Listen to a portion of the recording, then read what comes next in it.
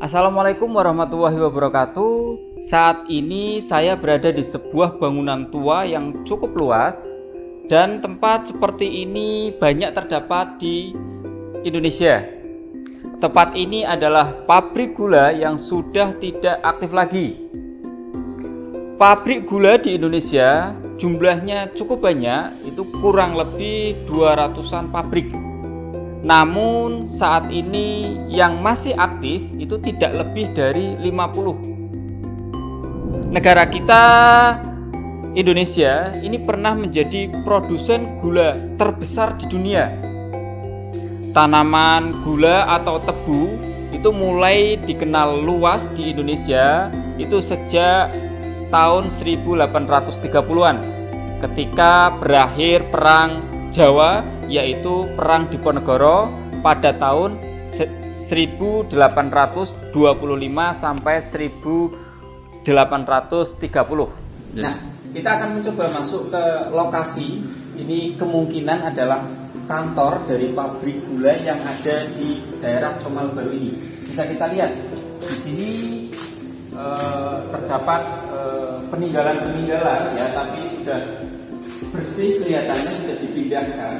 Namun kita akan coba melihat apa saja yang tersisa di bangunan yang menurut saya ini adalah kantor dari pabrik gula ini.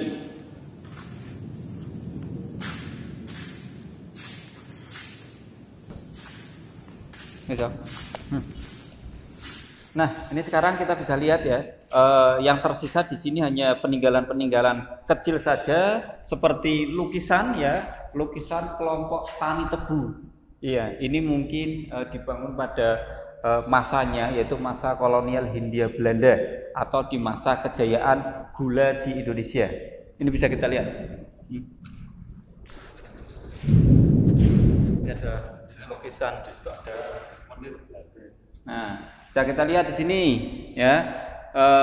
Ini menggambarkan sebuah kekuasaan masa Hindia Belanda, di mana di sini ada menir. Ini salah satu mungkin mandor Belanda yang masih memantau para pekerja-pekerja di perkebunan tebu. Masa kejayaan gula dalam lintas sejarah ini telah mendukung eksistensi kebudayaan Jawa. Ya, Mangkunegara keempat itu disebut sebagai Raja Gula di Indonesia. Di zamannya, dia adalah keturunan Panembahan Senopati yang merupakan Raja Kerajaan Mataram. Bahkan Keraton Surakarta Hadiningrat itu juga mewariskan pabrik gula yang cukup besar, yaitu pabrik gula Manis Harja. Jumlah pabrik yang cukup banyak dan bangunannya kalau kita lihat itu sangat luas. Ini karena memang pada masa dahulu itu gula adalah komoditas utama yang sangat dicari dan harganya sangat mahal. Pabrik gula itu mulai bermunculan pada masa penjajahan Belanda, yaitu pasca diberlakukannya kebijakan tanam paksa semenjak tahun 1830 pada masa penjajahan Belanda. Nah, pada saat itu gula pasir itu mengalami masa kejayaan sebagai komoditas ekspor yang sangat penting. Keberhasilan ekspor gula ya dalam volume yang besar di masa itu adalah karena gula itu diproduksi di lahan sawah milik rakyat yang kita tahu di Indonesia ini sangat subur, namun dengan sewa yang sangat murah melalui tanam paksa.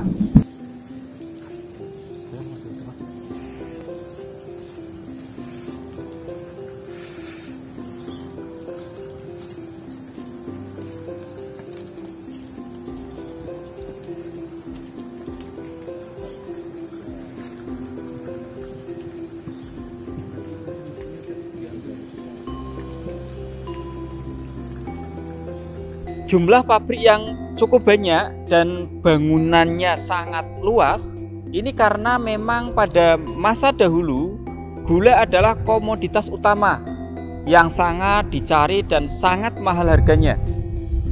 Pabrik gula itu mulai bermunculan pada masa penjajahan Belanda, yaitu pasca diberlakukannya kebijakan tanam paksa sekitar tahun 1830-an. Pada masa penjajahan Belanda, itu gula pasir mengalami masa kejayaan, yaitu sebagai komoditas ekspor yang penting bagi VOC.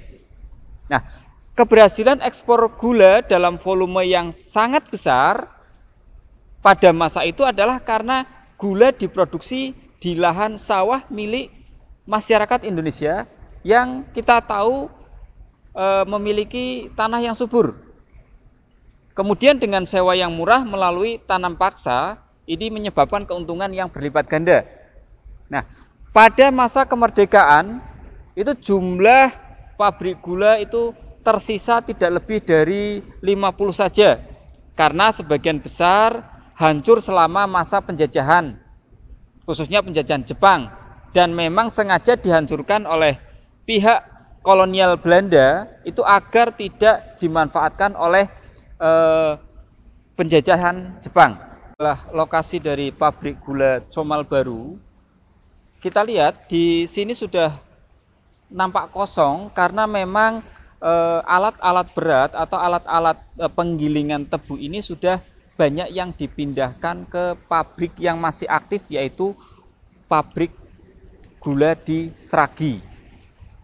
Ya, ini tersisa sebuah fondasi-fondasi yang mungkin pada zaman dulu atau sebelum diambil itu sebagai peletak dari alat untuk memproses tebu menjadi gula.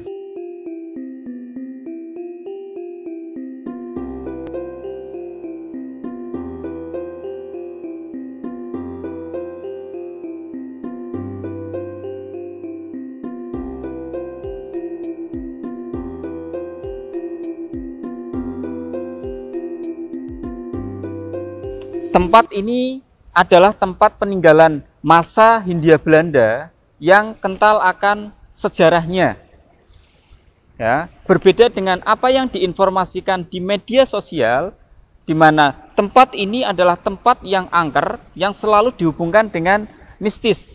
Tetapi kalau kita lihat, ya, bangunan ini mungkin kalau kita bersihkan, ya, kita rapikan, ini menjadi tempat yang sangat bagus, tempat yang luar biasa, bisa dijadikan atau dimanfaatkan menjadi tempat yang lebih bermanfaat lagi.